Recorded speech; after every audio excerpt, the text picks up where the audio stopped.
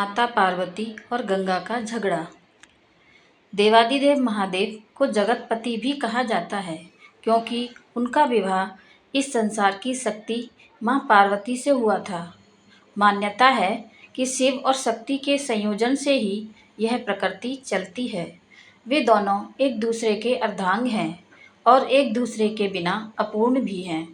जहाँ एक तरफ शिव अनादि के सृजन करता है, वहीं शक्ति प्रकृति का मूल स्वरूप। माता पार्वती हिमालय राज की पुत्री हैं, जिसके अनुसार उन्हें शैलपुत्री भी कहा जाता है।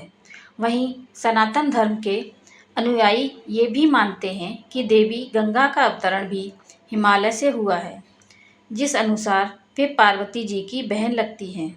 एक कथा के अनुसार इन दोनों बहनों में शिवजी को लेकर इतना विवाद बढ़ गया था कि बात संभाले नहीं संभल रही थी। ऐसा हुआ, एक बार शिवजी अपने परम निवास कैलाश पर्वत पर ध्यानस्थ बैठे हुए थे। साथ ही में माता पार्वती भी ध्यान में मग्न थी। शिव और शक्ति का यह सुंदर स्वरूप एक साथ बहुत सुंदर लग रहा था। एक तरफ जहाँ महादेव और महादेवी ध्यान मग्न थे, वहीं शिवजी के परम भक्त नंदी जी अपने प्रभु और माता की शोभा को निहार रहे थे।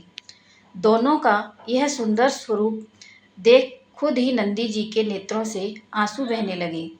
अपने भक्त की आंखों से बहते अश्रुओं का भान जैसे ही महादेव को हुआ, उन्होंने अपने नेत्र खोले।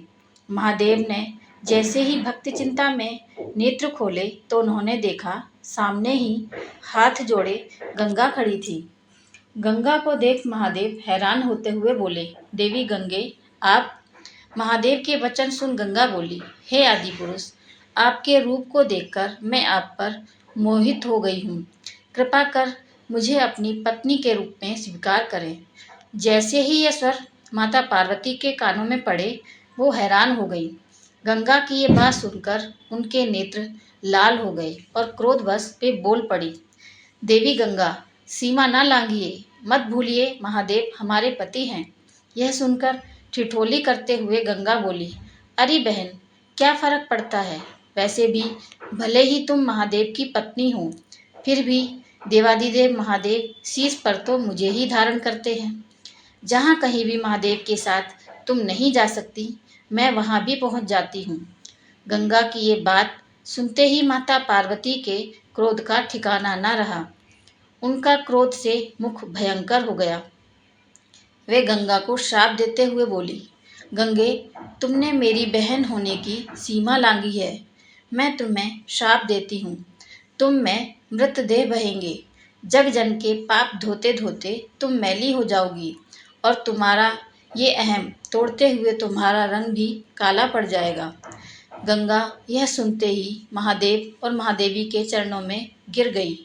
वो अपनी भूल समझ गई तथा महादेव और पार्वती से क्षमा याचना की।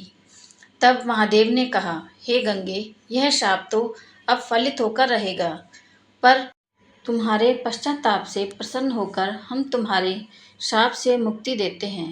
हे गंगा, तुम जनमानस के पापों से दूषित होगी, पर संत जन के स्नान से तुम्हारा शुद्धि तुम्हें वापस प्राप्त होगी।